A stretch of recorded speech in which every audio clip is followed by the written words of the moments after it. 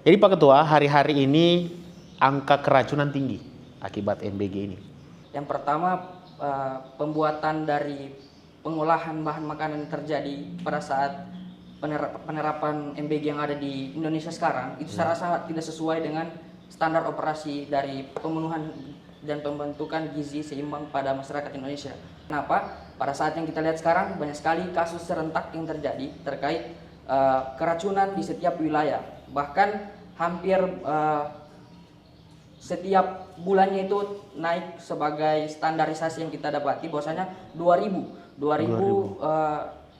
pengeluh terkait makanan bergizi gratis ini. Jadi kenapa saya bilang seperti itu? Karena hari ini kita melihat bahwasanya ahli gizi yang mungkin merupakan bagian terpenting dari jalannya MBG di Indonesia itu saya rasa tidak sepenuhnya bertugas dan tidak sepenuhnya bertugas dengan baik karena tidak ditempatkan sama teman-teman dari BGN. Karena kenapa? Pada kasus yang ada di Indonesia MBG direalisasikan itu baru 30 pegawai dari SPPG dan juga 1 ahli gizi yang berada di dapur MBG.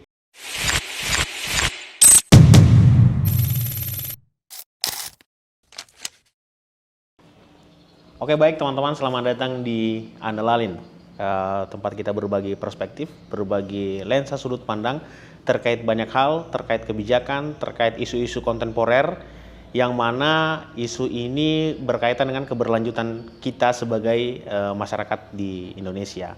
Nah teman-teman, terkhusus pada episode kali ini kita akan membahas tentang MBG, makanan bergizi gratis. Program ini merupakan program yang diperuntukkan untuk mencegah isu stunting dan lain sebagainya terkait dengan isu-isu kesehatan dan pemenuhan nutrisi bagi anak-anak di seluruh Indonesia.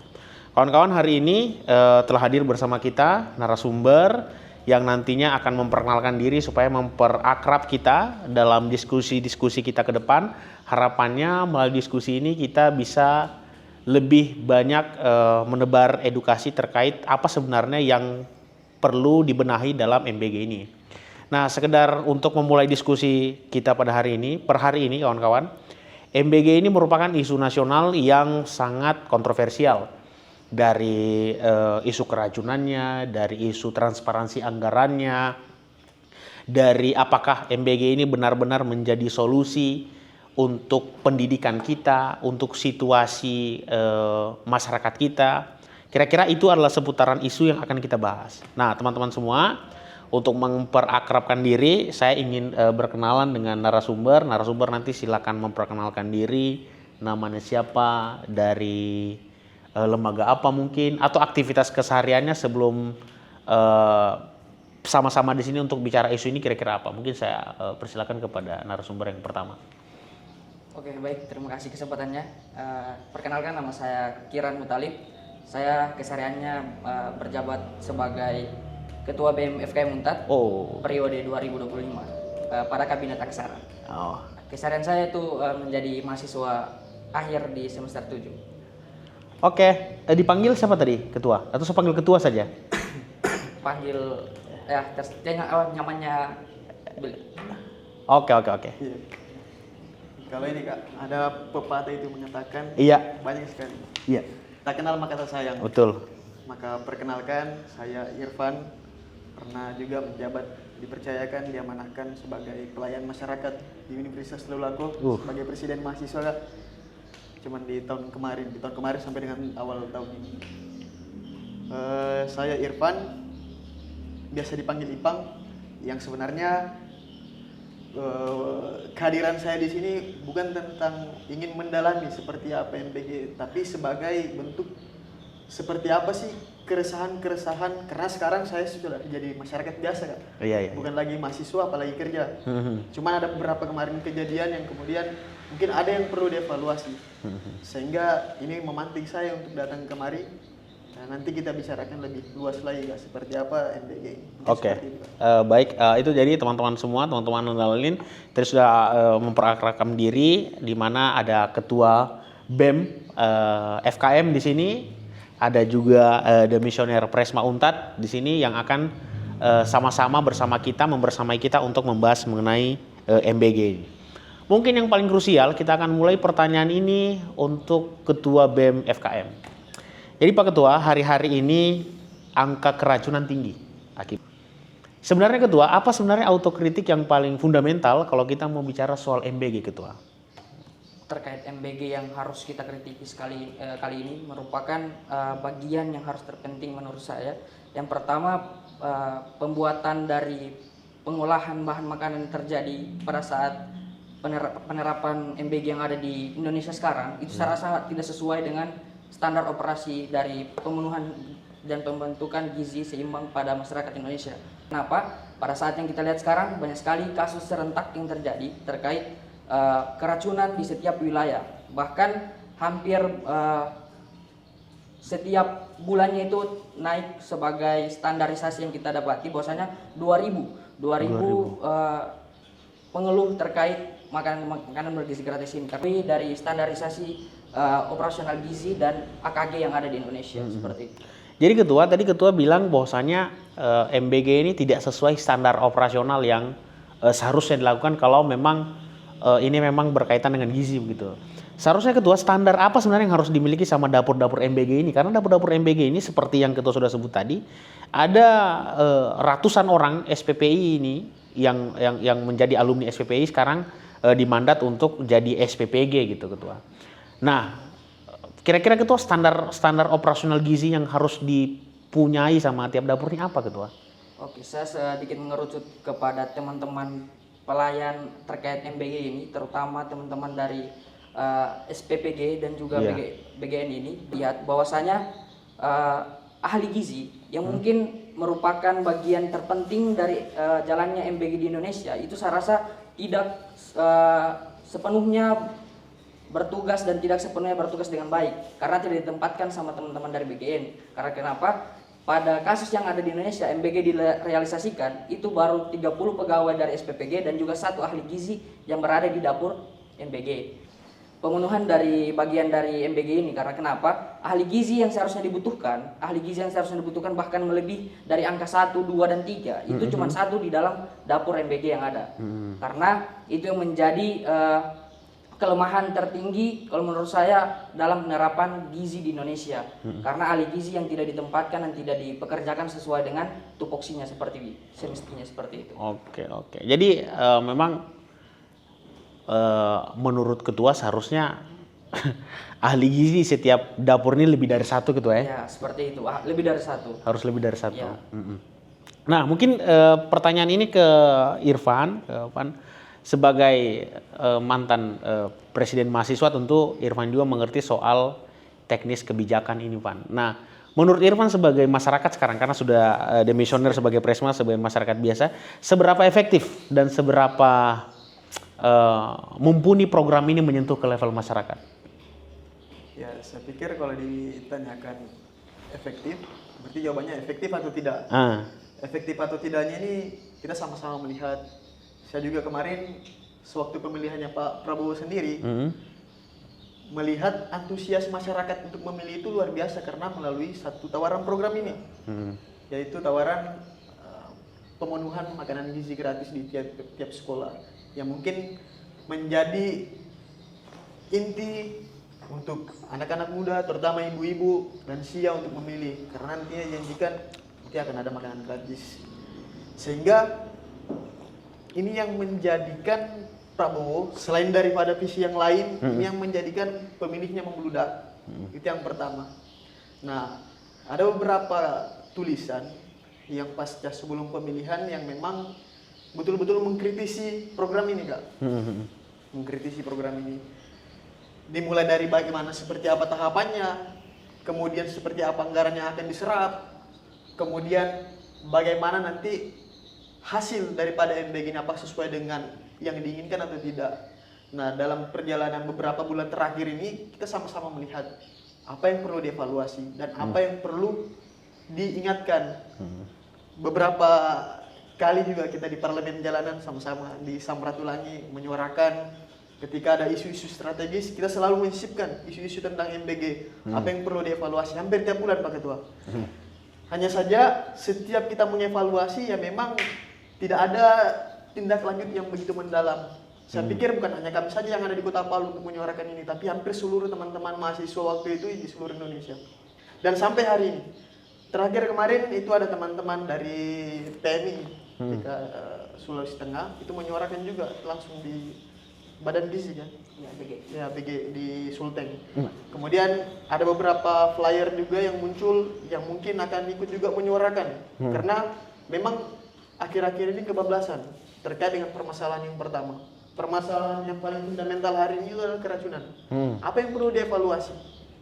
Nah, makanya memang seharusnya MBG hari ini itu harus dihentikan dulu sementara sambil mengevaluasi. Mungkin seperti itu, Pak.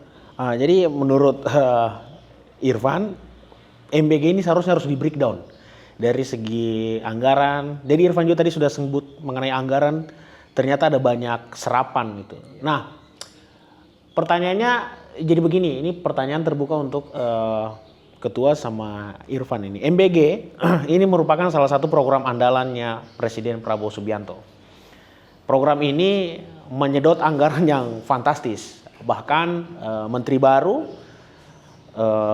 sudah kasih keluar clue bahwasanya 200 triliun itu akan masuk juga menyuplai di program MBG. Nah, tadi ada pernyataan menarik dari ketua yang mempersoalkan jumlah SPPG yang tidak sesuai dengan jumlah badan gizi yang ada di dapur. Nah, ketua, seharusnya ketua kan ada 4 klasifikasi untuk bicara yang disasar dari MBG ini. Yang pertama anak-anak, yang kedua ibu hamil, ibu menyusui, satunya lagi apa? Satu itu klasifikasi terkait lansia. Tidak, lansia tidak kena karena Tidak. itu dari balita, ibu menyusui, ibu hamil, anak TK, SD, SMP dan SMA. Nah, ini ketua. Pertanyaannya begini. Dari teman-teman kan sudah melakukan riset, teman-teman sudah melakukan observasi. Secara spesifik dapur di Sulawesi Tengah ini ketua. Ada tidak yang sesuai pendistribusiannya?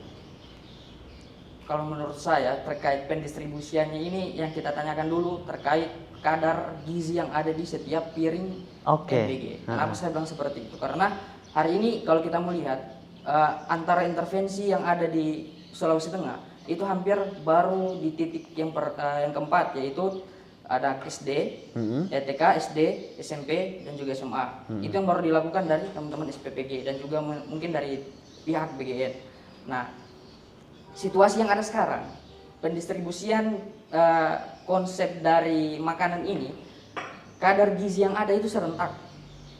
Kadar gizi yang ada yang diberikan kepada masyarakat dan dari anak SD, SMP dan SMA itu serentak sama. Dan ternyata dalam konsep gizi yang saya dapati dalam bangku perkuliahan, ternyata tidak seharusnya gizi itu sama serentak semua intervensinya. Makanya saya bilang tadi bahwasanya SOP dan juga standarisasi dari penerapan gizi di masyarakat itu seharusnya harus diikuti dengan penerapan dan pedoman-pedoman gizi seperti dari standar penerapan gizi antara SD, SMP, anak usia dari 6 tahun sampai dengan 11 tahun itu ada klasifikasinya. Nah, makanya harus sesuai dengan panduan itu. Dan seharusnya di Sulawesi Tengah ini saya rasa serentak semuanya. Serentak semuanya terkait pembagian dan penyaluran. Hampir serentak dapur yang ada di Sulawesi Tengah ini tidak sesuai SOP. Tidak sesuai SOP. Nah, ini menarik ketua karena ada belasan atau bahkan ratusan atau bahkan puluhan bahkan miliaran rupiah yang digelontorkan untuk biaya belanja mengenai makanan ini begini. Nah, pertanyaan ini sekarang ke Irfan. Jadi Irfan tadi ketua sudah menjelaskan bahwasanya satu masalah. Yang pertama, dapur-dapur ini tidak sesuai SOP. Yang kedua, tadi Irfan sudah menjelaskan juga dan kita sudah buka dengan pengantar bahwasanya program ini merupakan program unggulan yang dimana program ini menyerap ratusan miliar APBN kita. Nah, menurutmu Van, sudah seberapa efektif? Satu dari dapur sudah amburadul. Menurutmu dari segi anggaran bagaimana? Dari segi anggaran. So isunya ini kan jadi kan ke anak sekolah ketua ya. Jadi mungkin pertanyaannya seharusnya dana ini ke dapur atau ke lembaga pendidikan langsung gitu kan? Mungkin saya mulai dari kita melihat sama-sama mengetahui kalau populasi penduduk di Indonesia kurang lebih 280 juta ya. 280 juta. Kemudian menjadi target itu 80 juta kalau tidak salah. 80 juta dapur. Untuk target MBG, program MBG ini enggak. Yang kalau dikalkulasikan itu data yang kemarin saya lihat membutuhkan kurang lebih 70 sampai 80 triliun untuk mengikuti ke MBG ini per tahunnya. Nah, 70 sampai 80 triliun ini tidak kecil, Kak. Tidak kecil. Kalau umpama 70 sampai 80 triliun ini kita gelontorkan untuk sarana pendidikan, infrastruktur, mungkin akan sedikit menggenjot, sedikit mengakselerasi lah pembangunan infrastruktur yang ada di sekolah. Kenapa saya mulai dari infrastruktur? Saya kesampingkan dulu, bukan dikesampingkan Kak, kita sama-sama butuh sebenarnya. Kesampingkan dulu MPG, lebih ke infrastruktur. Contohnya di beberapa wilayah yang ada di Sulteng, di pelosok-pelosok, MPG itu belum sampai di pelosok. Karena kenapa? Mungkin terkendala di kendaraan, di jalan. Kemudian ada sekolah yang jadwalnya dari jam 6 sampai jam 12, tapi di jam 11 siang sudah tidak ada siswanya. Oke. Itu permasalahannya berarti ada ke pengajarnya. Nah di pelosok kita sama-sama bicara realitas yang terjadi saja kan. Realitas yang terjadi kalau umpama di pelosok itu malas-malas gurunya kan. Karena kenapa? Mungkin dari perhelatan politik-politik di pilkada, di legislatif, ada guru-guru yang kemudian itu dimutasi. Jadi fakta hari ini. Yang semulanya di kota dimutasi ke pelosok, akhirnya malas pengajarnya di pelosok. Karena ya memang aktivitasnya sehari-hari, terutama rumahnya itu ada di kota. Nah itu yang menjadi permasalahan, sehingga saya katakan tadi infrastruktur menjadi hal fundamental selain daripada MBG. Kenapa tidak anggaran dari MBG kita perbaiki dulu infrastrukturnya, kita perbaiki dulu kualitas gurunya. Saya tidak salahkan gurunya, cuman ada memang beberapa guru yang mengajar tidak sesuai dengan fungsinya. Ada guru kimia tapi dipaksa untuk mengajar matematika, Kak. Ini yang menjadi problem. Jadi ada beberapa hal yang perlu dievaluasi. Infrastrukturnya dulu, kemudian perbaiki kompetensi gurunya, mungkin diajarkan lagi, dilakukan pelatihan-pelatihan yang mendalam, sehingga apa yang bisa kita wujudkan pada MBG ini nanti di tahun-tahun selanjutnya ketika semuanya sudah berjalan dengan baik, Kak. Berarti menurut Irfan ada skala prioritas ya untuk mengakselerasi proses pembangunan di negara ini. Nah kita tadi teman-teman sudah bicara soal teknis, kita juga bicara soal kebijakan, pandangan mengenai akselerasi yang seharusnya pagu-pagu anggaran ini punya skala prioritas. Nah skala prioritas ini kan seingat gue, coba nanti teman-teman bantu kalau salah, skala prioritasnya Pak Prabowo Subianto ini memang ada di beberapa program. Program pertama MBG, ini program yang menurut banyak orang, menurut banyak ahli, terlalu dipaksakan untuk dieksekusi secara cepat. Bahkan tadi ketua sudah bilang bahwasannya ada banyak dapur menghandle ribuan piring, tapi cuma pakai satu badan ahli gizi. Dan itu ketua sangat tidak masuk akal, satu badan ahli gizi ini untuk menghandle ribuan piring. Nah, Irfan juga tadi sudah sampaikan bahwasanya ternyata yang dibutuhkan sekolah ini bukan makanan, tapi lebih kepada perbaikan infrastruktur dan juga tenaga pendidik yang harus terus direformasi atau terus diperbaiki tata kelolanya. Nah, teman-teman, sekarang kita masuk pada isu yang lebih krusial, khususnya kepada teman-teman Kesmas yang secara runut mengkaji mengenai keadaan gizi. Per hari ini ada sekitar 6.400 orang yang melaporkan kasus dia keracunan di puskesmas, Pak Ketua. Saya tidak tahu di Sulawesi Tengah ini sudah termasuk 6.000 orang itu atau bagaimana. Nah, Ketua, menurut Ketua, kemarin ini kan ada SPPG. Ya. Kemarin ini ada SPPG. SPPG ini menurut Ketua masalahnya ini ada di SPPG kah, di badan ahli gizinya kah, atau memang vendornya kah, sehingga hal ini cenderung dipaksakan dan menyebabkan dampak logisnya adalah keracunan, dan keracunan ini mengkhianati kesan awal program ini mau dimulai. Nah, kira-kira tanggapan kritisnya Ketua melihat situasi dinamika ini bagaimana?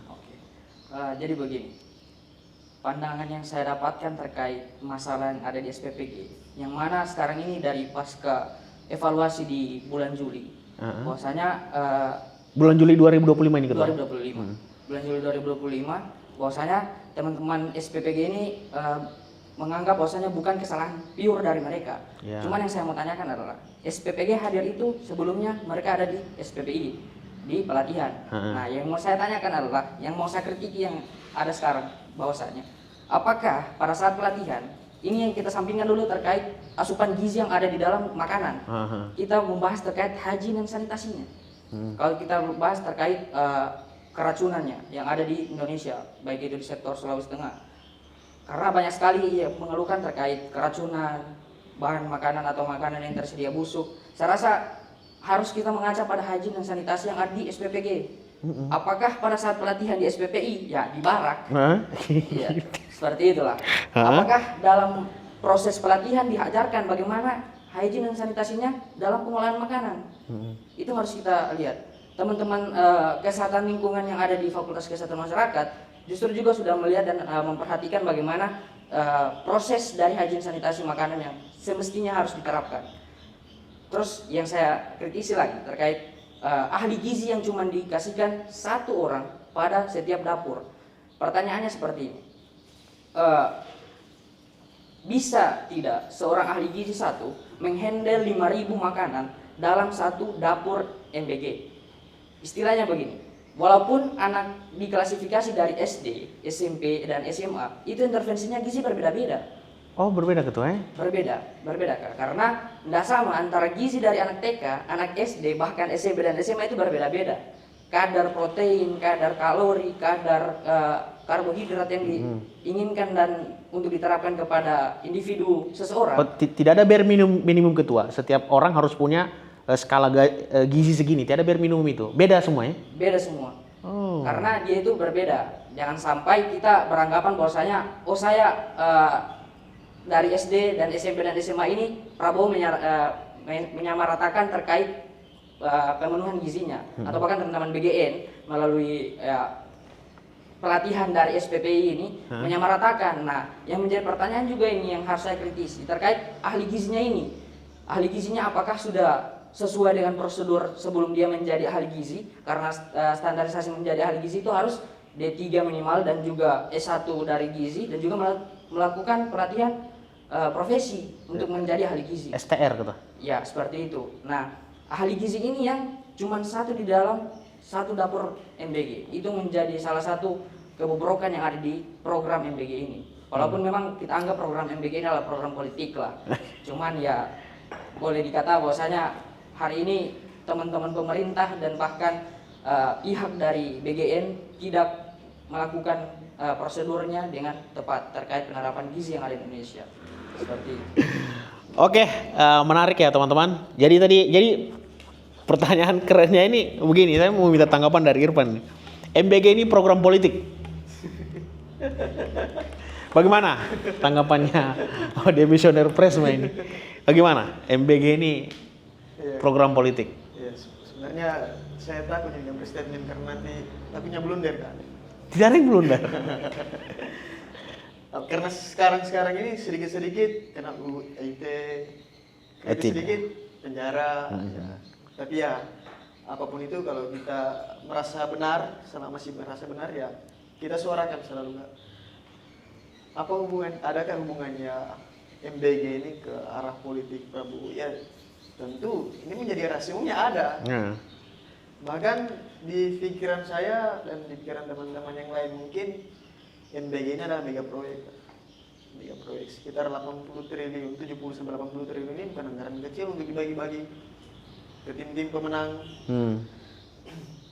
Kemarin di awal realisasinya MBG itu kita banyak mendengar isu-isu perhelatan antara kelompok ini yang mana akan mendapatkan pembangunan dapur, yang mana yang bagiannya untuk mengeksekusi sayuran, telur dan lain sebagainya. Itu sampai ada penipuan di mana-mana. Dia klaim, dia bisa hadirkan, dia nanti bisa siapkan lobby-lobbynya untuk bisa mendapatkan dapur untuk bisa mengeksekusi MBG-nya, tapi akhirnya banyak yang ditipu. 80 triliun kalau umpama kita bagi ratakan ke masing-masing sekolah yang ada, Kak, karena data sekarang itu sekitar masih 24% kalau tidak salah. Itu masih di angka 20% sekolah di Indonesia ini yang tidak layak. Apalagi kalau kita melihat Papua dengan NTT itu datanya sekitar 50% ke atas sekolahnya masih tidak layak, Kak. Masih kurang dari kata layak. Kenapa tidak? Itu yang menjadi prioritas. Sehingga nanti apa yang dikesampingkan, apa yang dipinggirkan, dana-dana itu bisa menunjang pembelajaran, bisa menunjang infrastruktur, akhirnya bisa menghadirkan suasana belajar yang efektif, suasana belajar yang nyaman, dan kemudian guru-guru yang juga berkompetensi untuk mengajarnya nanti. Makanya kalau dibilang ada hal kaitannya dengan politik, ya tetap ada, Kak. Bagi saya ini adalah mega proyek dari Pak Prabowo teman-teman yang ada. Jadi menurut Irfan ini merupakan mega proyek ya, dan ini merupakan hal yang kita semua nantikan itu, atau hal yang kita semua sudah bisa prediksi begitu. Jadi ketua tadi sudah membahas secara teknis mengenai dapur, bahwasanya memang situasi dapur ini tidak sesuai dengan apa yang kita harapkan bersama.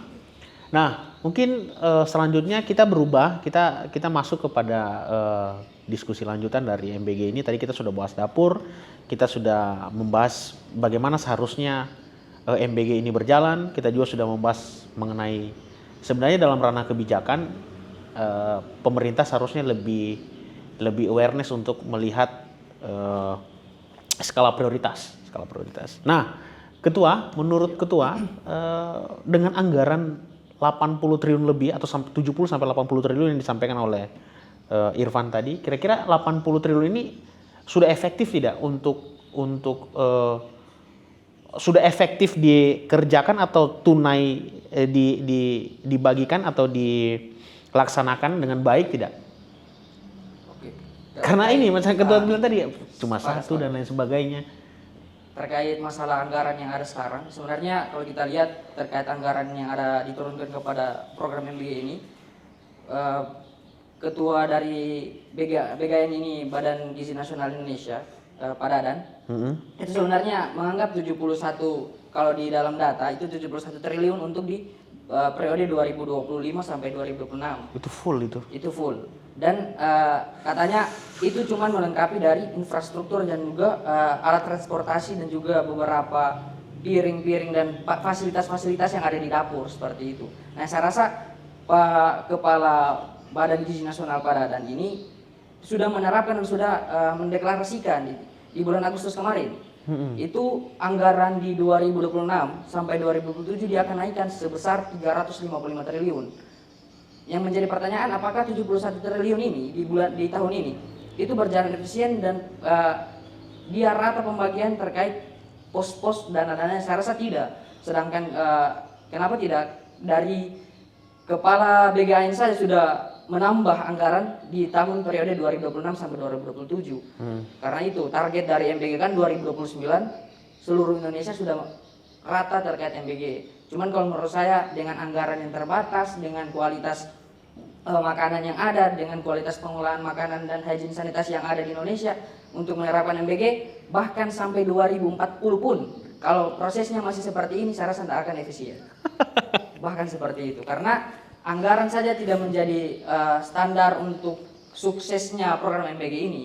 Mungkin menjadi salah satu lah, salah duanya ini adalah yang mungkin dengan teman-teman bisa mengevaluasi terkait SOP yang harus dijalankan. Lagi-lagi yang saya katakan bahwasanya setiap penerapan gizi itu harus diintervensi individu. Kenapa saya bilang individu? Karena masing-masing individu itu berbeda terkait status gizinya. Oh, berarti Ketua seharusnya ahli gizi ini dia by name by address sudah dia. By name maksudnya piring ini sudah jelas. So ini piring untuk Irfan ini. Irfan usianya sekian, dia punya gejala penyakit sekian, ini kasih dia. Yang seharusnya seperti itu. Yang kalau kita lihat terjadi di sekitar rumah sakit dan terkait intervensi gizi, biasa itu kalau di gizi yang ada di rumah sakit dia pasti melihat, oh saya punya, misalnya saya kasih contoh, Kanda Irfan punya riwayat penyakit gulanya tinggi, saya punya riwayat penyakit kolesterolnya tinggi. Yang harus diintervensi gizinya saya dengan Kanda Irfan itu harus berbeda. Itu yang saya maksud. kalau misalnya kita minta-minta, sekarang ini diterapkan keracunan dan lain sebagainya itu kita sampingkan dulu. Terkait status gizi yang diterima di dalam tubuh itu saya rasa berbeda. Tiba-tiba kita diserentakkan, dikasihkan untuk seluruh anak SMA. Ibaratkan kita di 3 ini adalah anak SMA. Tetapi dengan riwayat penyakit dan juga standar dan situasi yang ada sekarang pada tubuh kita itu berbeda. Kita dikasihkan sama rata. Dikasihkan oleh pihak SPPG ini adalah makanan bergizi gratis katanya.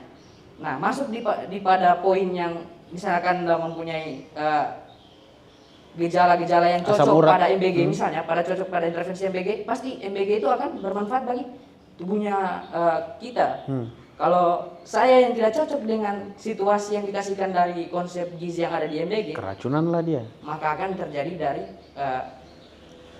keracunan, terjadi penyakit-penyakit yang tidak diminta. Kalau misalnya tinggi kolesterol, tiba-tiba intervensi lemak dan kolesterolnya tinggi, pasti akan naik kolesterolnya. Itu yang logikanya. Karena sekarang ini terjadi, yang paling lucu yang saya rasa, intervensi gizi dan MBG yang disalurkan ke seluruh masyarakat, terusnya di Sulawesi Tengah itu sama. Dan bahkan menggunakan konsep yang lama terkait gizi, yaitu konsep 4 sehat 5 sempurna. Oh itu lama itu ketua? Oh itu sudah diganti. Apa Sudah sampai bukan baru? lagi. Makanya saya rasa tidak efisien kalau pelatihan gizi itu dilaksanakan di barak.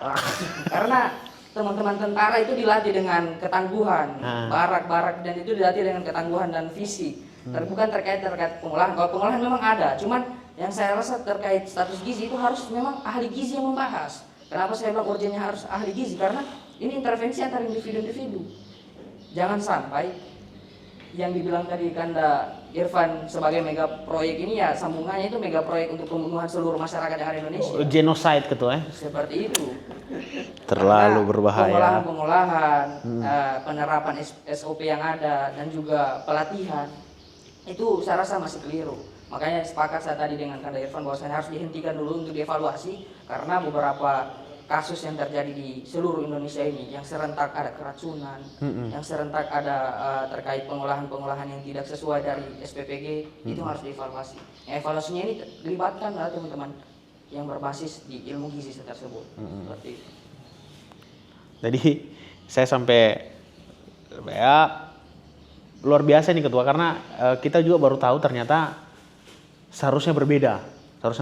Dan saya kira ketua ini pengetahuan awam saya sebagai sipil ini, sebagai masyarakat biasa yang tidak punya keahlian khusus di bidang gizi. Saya kira ketua kita ini punya bare minimum di mana setiap orang membutuhkan gizi ini. Kalau gizi ini cocok untuk semua orang itu. Saya kira kita punya satu bare minimum bahwasanya ada standar gizi yang harus dimiliki semua orang. Makanya itulah yang dipakai teman-teman ini. Nah, setelah ketua kasih edukasi tadi ternyata beda dan itu tidak bisa disamakan.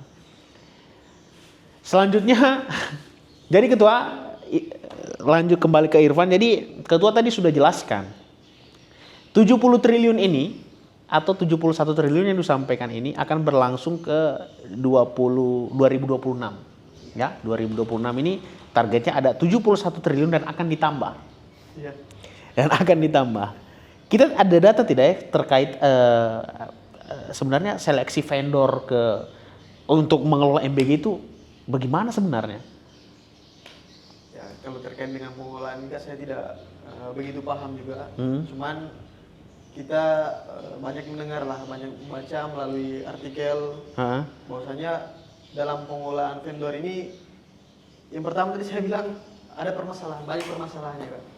Permasalahan seperti telatnya pencairan sehingga itu bisa dampaknya lebih ke masyarakat yang ada di bawah, lebih ke pemodal. Mereka sudah siapkan MBG, mereka sudah siapkan dapur, tapi pada akhirnya pencairannya lambat. Padahal penjual ayam, penjual telur, penjual beras itu sudah menagih ke penyedia dapur ini, Kak. Makanya saya bilang itu bisa juga bukan mensejahterakan sebenarnya, tapi lebih kepada mengadakan utang.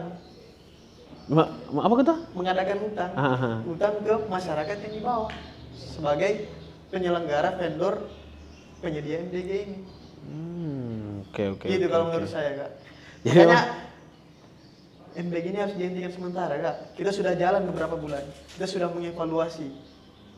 Evaluasi dulu, baru kalau umpama memang betul-betul pondasinya sudah kuat, kita eksekusi kembali. Jadi menurut ketua keputusannya adalah MBG ini harus di breakdown. Nah, kalau dia ketua mau di breakdown, dia mau dihentikan untuk sementara untuk dievaluasi. Ada ratusan vendor sekarang ketua. Ada ratusan vendor yang sudah store duitnya ini ceritanya ke Badan Gizi Nasional untuk dipercayakan mengelola dapur. Ada ratusan orang yang dikerjakan. Ada info ketua kira-kira satu dapur itu berapa orang yang kerja? Dari tukang cuci piringnya, tukang masaknya, ada info berapa jumlahnya?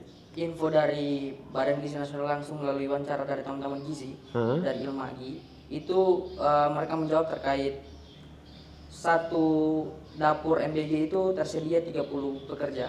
30 pekerja. Kalau untuk spesifikasinya saya kurang tahu, cuman itu sesuai dari pernyataan Kepala Biro dari BGN ini, Badan Gizi Nasional, 30 pekerja dan 1 ahli gizi dalam satu dapur. Dalam satu dapur. Mencakup seluruh kecamatan. Nah itu ketua. Jadi kalau kita mau berhentikan ini MBG, bagaimana dengan proses atau bagaimana dengan situasi masyarakat yang sudah terlanjur kerja ini?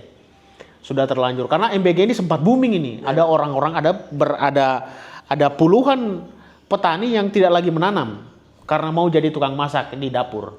Ada ratusan orang-orang yang punya pekerjaan lepas ini sudah tidak ambil lagi pekerjaan lepasnya karena mau punya pekerjaan tetap. Jadi ada dua sisi di mana memang secara teknis di dapur dari ketua sampaikan ini berarti dari 100 memang skalanya masih 5%, masih 95% yang harus dibenahi.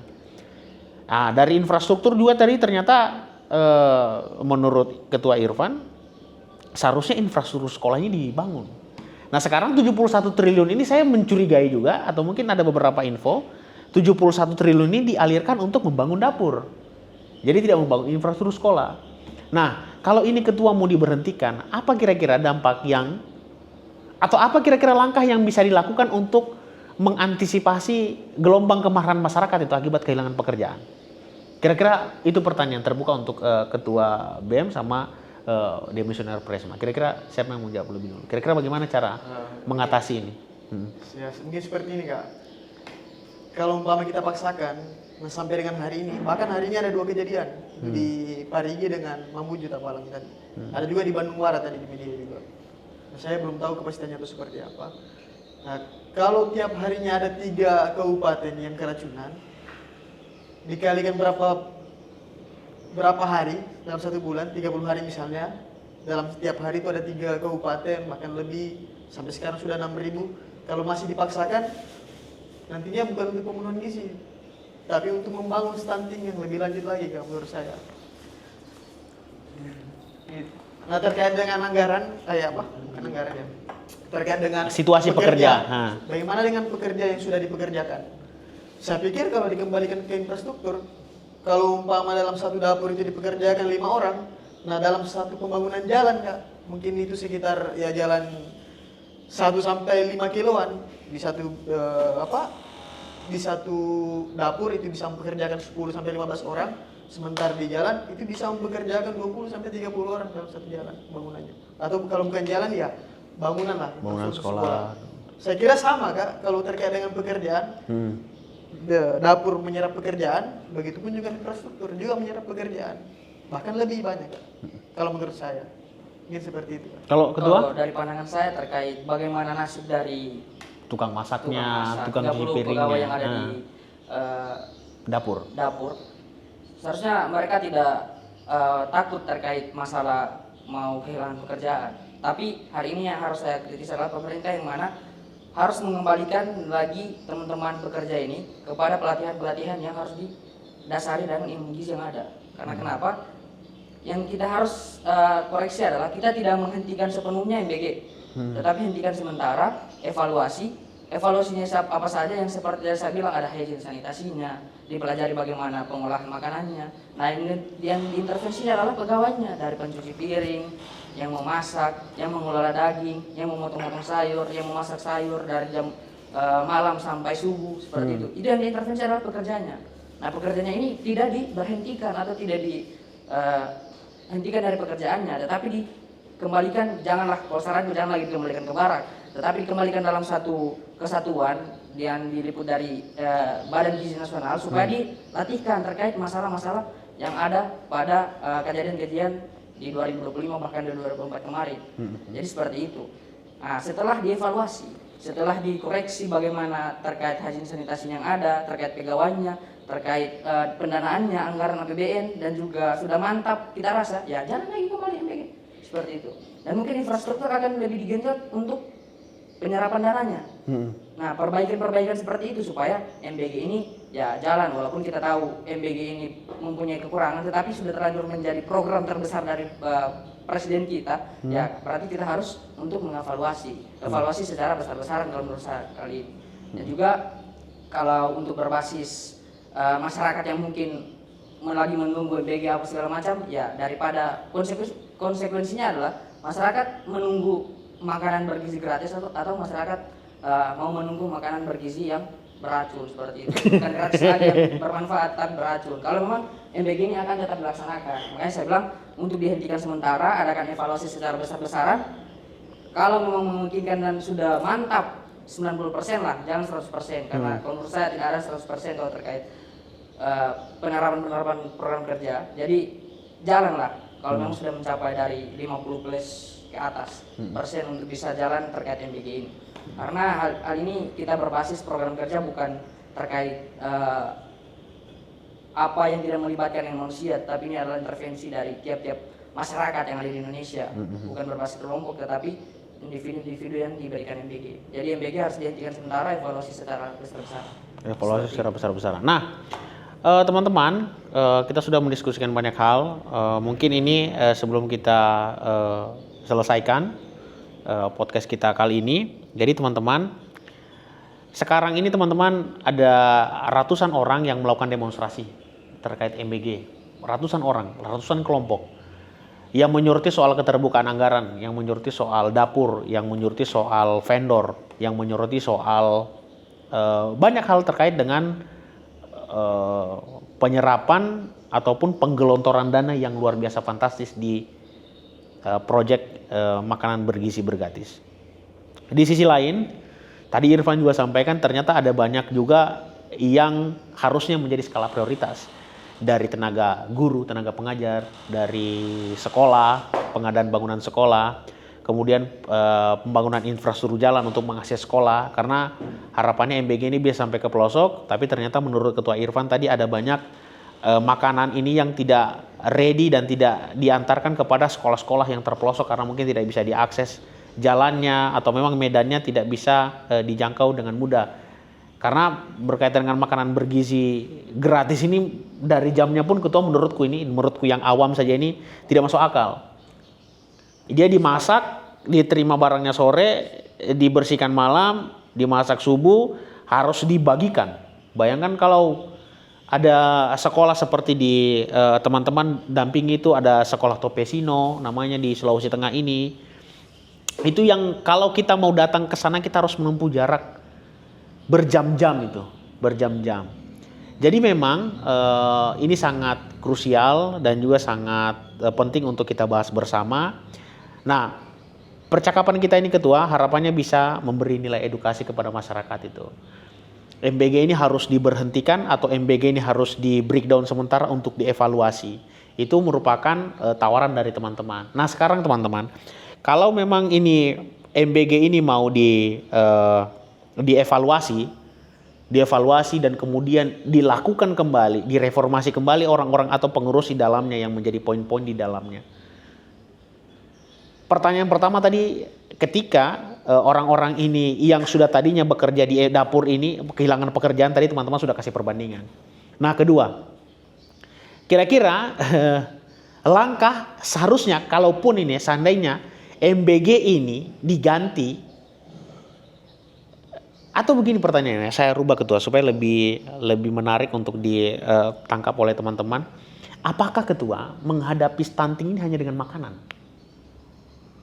Oke. Itu mungkin pertanyaan ke Ketua. Siap. Dan apakah mengatasi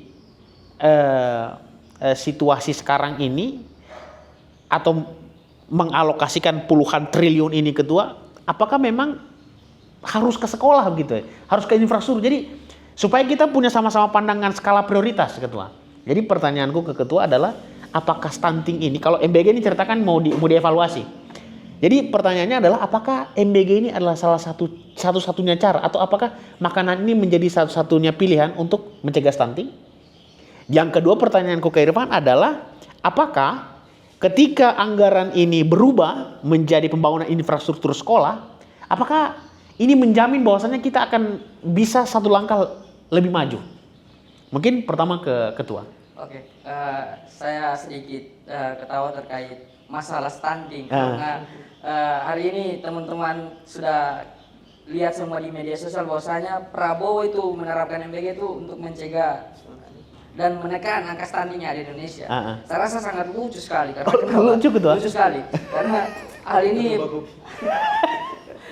ini sangat bertolak belakang dengan konsep stunting yang ada di Indonesia, bahkan di seluruh dunia terkait membahas soal stunting.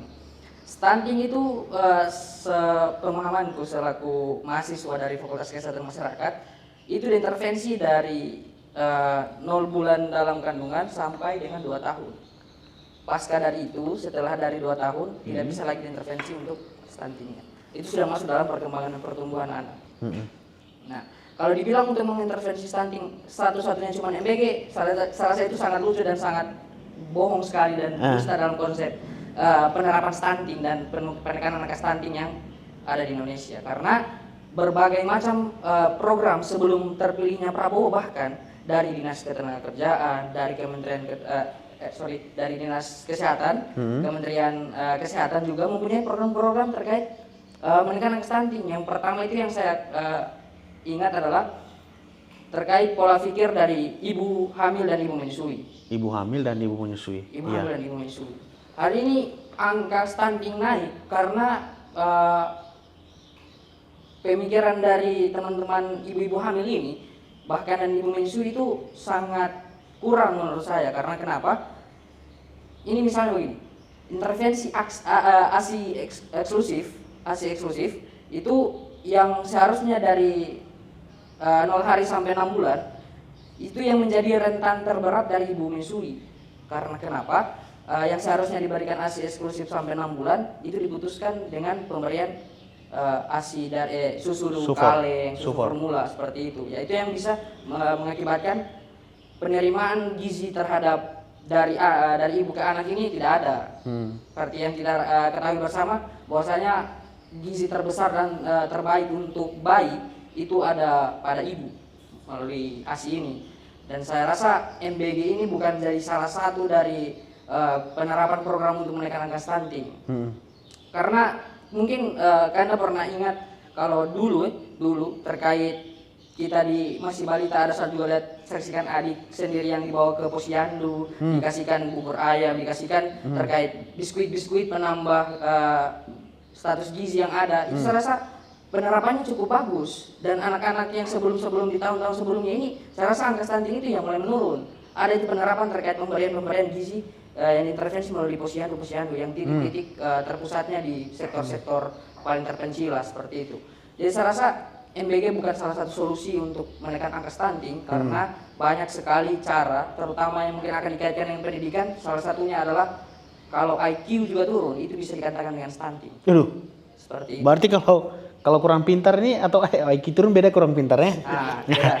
Jadi kenapa saya bilang IQ juga? Makanan itu bukan standarisasi dari pemenuhan gizi itu bukan standar dari stunting, melainkan dari IQ dari seorang anak, dari bayi bagaimana diintervensi gizinya supaya pertumbuhan dan perkembangannya itu harus setara dan sejalan secara bagaimana mestinya konsep dari pemenuhan dari pertumbuhan dan perkembangan ini dari gizinya, seperti itu. Jadi kalau mau dibilang untuk MBG, IQ juga Ketua berpengaruh ya? Seperti itu. Mungkin pendidikan juga ini seharusnya berbarengan dengan penekanan angka stunting dan juga penerapan program MBG. Kenapa saya bilang seperti itu? Karena juga saya prihatin bahwasanya sekarang ini di seluruh pelosok itu, bahkan yang sudah dijelaskan sama Kanda Irfan, bahwasanya ada beberapa sekolah yang tidak memiliki guru, ada yang beberapa sekolah yang mungkin anak-anaknya banyak tetapi infrastruktur yang tidak ada, dan guru pun itu kurang seperti itu. Jadi saya rasa terkait pola pikir dan juga pola asuh dari ibu dan balita dan juga ibu menyusui dan ibu hamil, itu yang harus difikirkan bersama bagi pemerintah, karena pola pikir seperti itu yang harus diperbaiki dan dibenahi seperti itu. Nah, program-program terobosan dari Dinas Kesehatan dan juga Kementerian Kesehatan saya rasa cukup baik melalui ya? puskesmas, rumah sakit yang setiap saat turun inspeksi langsung ke lapangan untuk melakukan sosialisasi kepada ibu hamil dan ibu menyusui, saya rasa lebih efisien karena supaya menambah pola pikirnya ibu hamil terkait pentingnya ASI eksklusif dan bagaimana cara-caranya untuk bisa memberikan gizi yang baik pada anaknya seperti itu. Karena memang kalau di Posyandu juga jelas dia bidannya siapa, bidan ini aktif di mana, pendidikannya apa, dia bisa pertanggungjawabkan apa yang dia. Dan biasa juga itu karena itu kan ada biasa buku dari kita punya istri misalnya, ada buku kuning. Ya, buku kuning pasti ada tuh. Nah, itu saya rasa jelas sekali, lebih jelas daripada MBG. Lebih jelas daripada MBG karena di Posyandu itu diukur, ditimbang toh, ada yang nyanyian itu lagu-lagunya ditimbang, di apa segala macam. Terus itu lebih jelas daripada MBG karena itu ditahu. Oh, anak ini di bulan ini atau di minggu ini dia berat badannya turun ibu. Kenapa bisa turun? Langsung diintervensi. Kasihkan ini. Langsung kasihkan sama bidannya. Oh, ibu harus makan yang tinggi akan zat besi. Ibu harus makan terkait yang tinggi kalorinya. Supaya anaknya cepat tumbuh rambutnya, cepat naik badannya, nggak tertinggal bisa naik badan dan berat badan dan tinggi badan ini harus sesuai dengan umur. Umur misalnya sudah 4 tahun, tapi tinggi badannya dan berat badannya itu masih menetap. Nah, itu yang bisa menjadi permasalahan. Nah, makanya Posyandu itu cukup jelas saya rasa. Yang intervensi langsung jelas siapa bidannya, jelas siapa tenaga ahlinya. Kalau MBG, siapa bekerja di dalam kita tidak tahu, dilatih sama siapa ya di barak. Seperti itu kan saya rasa hal-hal yang paling lucu sekali. Oke, tadi itu menarik teman-teman ya. Tapi memang sejauh ini saya juga kebetulan baru punya anak kecil dan saya aktif juga menjadi bapak Posyandu sekarang. Jadi saya tahu itu buku kuning itu. Jadi saya tahu asupan gizi yang harus saya kasih ke anakku. Saya tahu juga biskuit-biskuit yang saya kasih ke dia.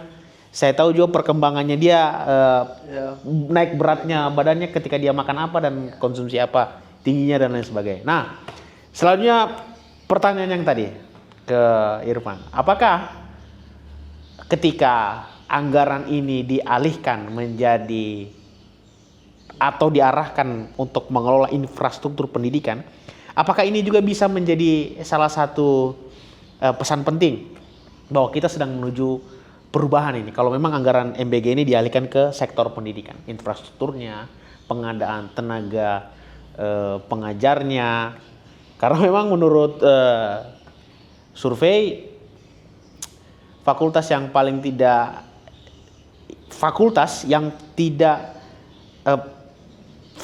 terkategori favorit itu adalah Fakultas Ilmu Pendidikan dan Keguruan. Karena mungkin gajinya atau mungkin situasi sekarang inilah. Tapi memang saya lihat beberapa surveinya teman-teman, salah satu fakultas yang tidak menjadi favorit dari seluruh siswa-siswa baru ini adalah FKIP begitu. Nah, ini mungkin bisa dibantu jawab Pak Ketua. Dalam penerapan MBG ini, asas keadilan sosial itu memang betul-betul diterapkan sama Pak Prabowo oleh Presiden kita. Pokoknya arahan dari beliau semuanya harus dapat, mulai dari kota sampai di pelosok. Tapi menurut saya ini harus di skala prioritaskan, atau kita mulai dari apa yang disampaikan sama Pak Ketua tadi. Kita mulai dulu dari yang kecil, kita evaluasi dulu di mana daerah penerapannya. Setelah dari daerah penerapan, kita mengevaluasi, oh ini ternyata yang kurang, oh ini ternyata yang mesti dibenahi, ini ternyata yang perlu diterapkan. Akhirnya kita dapat mengetahui, oh di sini letak masalahnya. Sehingga nanti di tahun selanjutnya ketika pembangunan infrastruktur sudah oke, kita bisa sudah terapkan ke skala nasional. Barangkali ada kota-kota tertentu di tiap-tiap provinsi yang bisa diterapkan dulu, Kak. Terus apakah prioritas dari apakah anggaran dari program MBG kemudian diterapkan ke infrastruktur? Menurut saya ya jelas. Kenapa, Kak? Saya sering sekali mengikuti di video-video dokumenter, kemudian yang kemarin sempat viral itu teman-teman Askara Muda Nusantara di Parigi Motong yang mengekspos ternyata ada sekolah di Parigi Motong sana itu kan, ya memang betul-betul tidak layak. Atapnya, kemudian dindingnya di dinding dari ada kayak kardus, kayak juga papan-papan tapi papan yang tidak layak. Kemudian anak-anak yang ikut dalam belajar itu tidak bersepatu, hanya berseragam, itu pun seragamnya baru kan. Jangan-jangan teman-teman yang naik mengabdi yang antarkan bajunya. Paling tidak, kalau kita tidak bisa memaksimalkan pembangunan infrastruktur, ada jalan setapak, ada jalan pengantaran makanan MBG-nya untuk teman-teman sekolah yang ada di sana. Tapi dari video yang saya lihat, memang jalannya itu betul-betul jalan setapak, jalan kaki, jalan kaki orang bisa mendaki naik ke atas, tidak ada jalan akses motor dan lain sebagainya. Nah, mengapa itu saya bilang tadi Kak, skala prioritas ini ya infrastruktur dulu. Kita perbaiki dulu jalannya, kita perbaiki dulu fasilitas sekolahnya, paling tidak ada kursi, ada meja, dan kemudian ada ruangan yang layak, sehingga nantinya teman-teman ini adik-adik bisa sekolah dengan nyaman, sehingga bisa menimba ilmu. Terlebih lagi permasalahan guru. Permasalahan guru, saya tidak tahu sekarang Kak. Kalau di tahun kemarin itu saya ada keluarga, gajinya per tribulan, 1 bulan 300.000. Dan mengabdi di pelosok siapa yang mau? Paling tidak naikkan dulu gaji guru. Naikkan gaji guru, mungkin ada tunjangan ke pelosok dan lain-lain, sehingga guru bisa mengajar dengan maksimal. Tidak ada lagi pertimbangan-pertimbangan. Bapak saya mau ke pelosok situ, sedangkan anggarannya kurang. Mau anggaran dari mana? Pakai uang dari mana? Ya, sehingga itu menjadi hal pokok Kak, kalau menurut saya. Saya tidak begitu menolak MBG, tapi MBG ini perlu dievaluasi dan perlu dihentikan sekarang, di mana menjadi skala prioritas. Kemudian persoalan anggaran kita prioritaskan dulu ke bagian infrastrukturnya. Kalau persoalan pekerja, saya pikir ini seimbang seperti yang saya sampaikan tadi. Ketakutan teman-teman, pekerja-pekerja yang ada di MBG itu tidak lagi diserap nantinya. Saya sepakat dengan yang disampaikan ketua tadi. Mereka tetap dipakai, mereka tetap akan digunakan, tetapi sembari menunggu evaluasi ini, mereka kembali dilakukan pelatihan-pelatihan. Atau kalau memang mau hematnya, ada teman-teman mahasiswa gizi di tiap-tiap universitas yang bisa diberdayakan Kak. Bisa diberdayakan, bisa melakukan kerjasama, karena yakin dan percaya dari semester 1 sampai semester berapa sekarang Pak Ketua? 7. Tidak akan mungkin mereka tidak begitu mendalami, mungkin belum ahli ya, tapi mereka tidak akan mungkin belum mendalami soal pemenuhan gizi dan lain sebagainya. Saya pikir pemerintah harus berkolaborasi dengan teman-teman mahasiswa juga untuk mengembangkan dan mengevaluasi seperti apa yang MBG ini ke depan Kak. Mungkin seperti itu, lebih ke infrastruktur dulu, baru kita selesaikan eksekusi dulu. Iya, teman-teman, kita sampai di penghujung podcast kita kali ini. Jadi teman-teman, di akhir sesi ini saya ingin teman-teman mengeluarkan closing statement atau kasih statement terkait MBG dan juga terkait apakah memang MBG ini menjadi skala prioritas, apakah MBG ini menjadi pantas untuk dijadikan skala prioritas. Nah teman-teman, tadi Pak Ketua Irfan tadi sudah sampaikan juga bahwasanya seharusnya teman-teman Kesmas atau teman-teman gizi atau prodi gizi yang ada di Sulawesi Tengah ini turut terlibat. Nah kira-kira menanggapi hal ini sekaligus dengan closing statementnya Ketua bagaimana? Menanggapi soal terkait evaluasi dari MBG ini, yang harus kita perhatikan bahwasanya siapa yang menjadi penyelenggara dan siapa yang bertindak sebagai eksekutor terkait MBG. Ya, bagian dari eksekutor ini teman-teman yang ada di pegawai atau pegawai pekerja yang ada di dapur MBG. Kenapa saya bilang seperti itu? Hal ini saya tantang untuk pemerintah pemerintah Sulawesi Tengah, seluruh kabupaten dan kabupaten kota yang ada di Sulawesi Tengah, dan bahkan untuk Sulawesi Tengah dari ketua MBG Sulawesi Tengah, BGN Sulawesi Tengah, untuk bisa bagaimana saya selaku ketua BEM bisa memfasilitasi dan bisa untuk mengaspirasikan terkait masalah-masalah yang ada pada sistem-sistem MBG. Yang pertama yang harus kita ketahui bahwasanya setiap tahunnya Universitas Tadulako, ini cuma Universitas Tadulako yang mempunyai ahli gizi dan mempunyai gizi itu sangat banyak. Karena kenapa setiap tahun itu ada sekitar 150-an mahasiswa yang masuk di program studi kesehatan program studi gizi. Dan juga itu cuma berbasis di Universitas Tadulako. Bukan cuma Universitas Tadulako saja, tetapi ada teman-teman dari Widya Nusantara, ada teman-teman dari Universitas Tompo Tikaluk, ada juga teman-teman dari Stikes. Itu mempunyai ahli gizi dan mahasiswa gizi yang hebat-hebat, dan bahkan ditempa dari semester 1 dan sampai semester 8 semestinya dari mahasiswa. 4 semester 8 semester 4 tahun mereka berjibaku di ilmu gizi. Itu saya rasa lebih efisien kalau mereka yang dipekerjakan seperti itu, bukan untuk menghilangkan dan meniadakan teman-teman SPPG yang sudah ada sekarang ini, tetapi kalau kita mau evaluasi secara besar-besaran, yang harus diintervensi adalah mereka. Kalau memang tidak bisa dilakukan pelatihan secara ulang, apa urgensinya tidak digunakannya teman-teman mahasiswa yang sudah lulus dari program studi gizi. Ya ada yang namanya fresh graduate seperti itu toh. Coba seakal pikirannya kita, kalau misalnya saya ambil contoh di FKM mempunyai prodi gizi, kita ambil saja 30 orang ahli gizi yang sudah bagaimana tahu tentang gizinya masyarakat, gizi orang-orang sakit, dan sudah klasifikasi gizi sudah dikuasai semua, itu menempati satu dapur dan mempunyai ahli gizi di bidang lain lagi, pekerja yang misalnya untuk yang masak, yang apa segala macam, itu intervensi teman-teman gizi.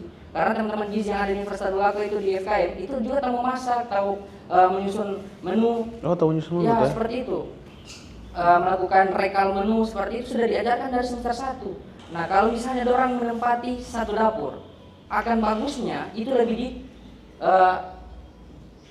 dilakukan klasifikasi terkait gizi-gizi itu. Nah, mereka yang tahu, mereka yang mempunyai tupoksi yang ada, sehingga penyerapan gizi MBG yang ada di Indonesia, bahkan kalau kita mengurus juga Sulawesi Tengah, saya rasa lebih gampang. Makanya lebih maksimal. Makanya saya ingin memberikan salah satu tantangan untuk pemerintah Sulawesi Tengah, kalau memang ingin membersamai dan bisa maju dalam MBG ini dan bisa beraktivitas sesuai dengan bagaimana yang diharapkan dari program MBG ini, libatkanlah teman-teman yang fasih di dan berkompeten di bidang gizi tersebut, terutama teman-teman yang ada di prodi gizi lah, seperti itu, dari universitas-universitas yang ada di Indonesia bahkan Sulawesi Tengah.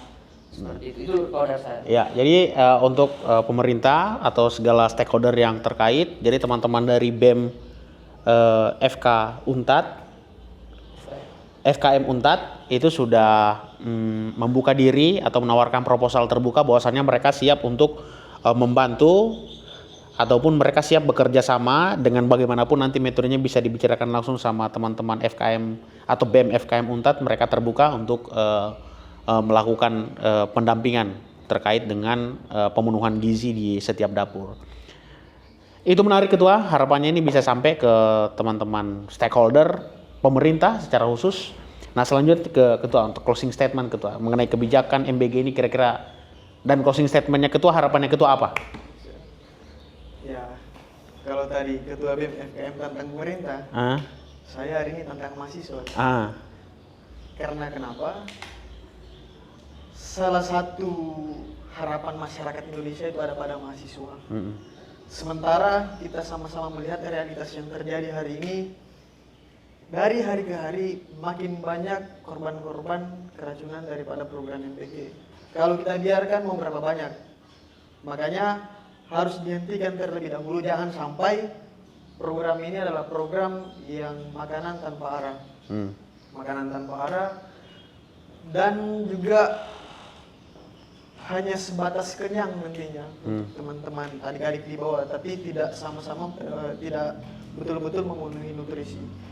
Makanya saya berharap menantang teman-teman mahasiswa, coba betul-betul intervensi pemerintah agar program ini segera dihentikan dan kemudian dievaluasi, karena dampak daripada ini bukan nantinya untuk memenuhi nutrisi, bukan memenuhi gizi, tapi malah mendatangkan stunting permasalahan stunting yang baru. Begitu kalau menurut saya, Kak.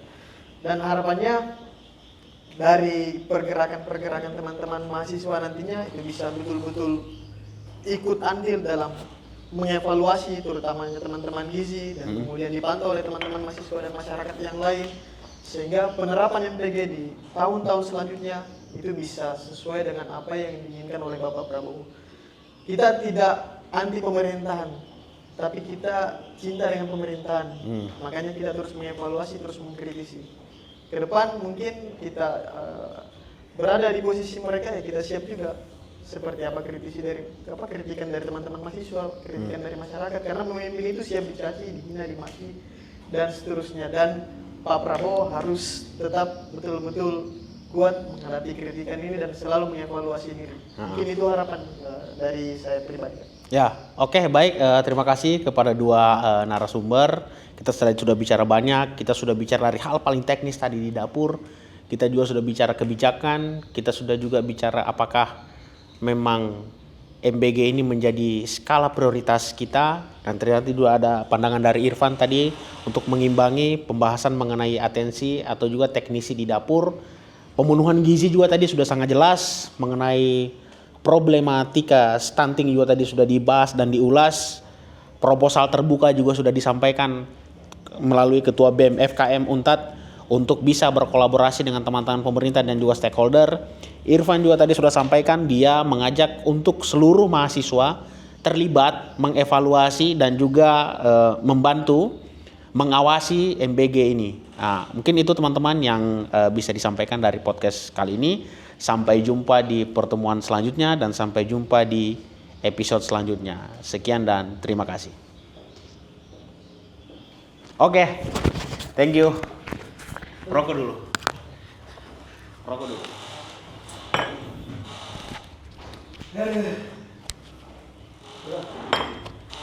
Sudah.